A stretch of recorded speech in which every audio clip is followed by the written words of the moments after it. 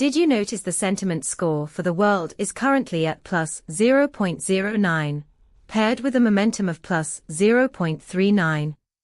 This is a significant uptick compared to the historical baseline, indicating a surge in positive sentiment that we haven't seen in a while. With 20 semantic clusters to dive into, you can pinpoint the specific topics driving this shift. Our API returns a comprehensive analysis of the world's sentiment, breaking down the nuances behind these numbers.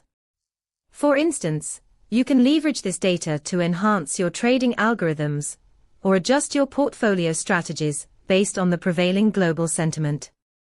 Stay ahead of the curve. Check out the documentation at pulsebit.logenterprise.com/docs to see how you can integrate this powerful insight into your applications.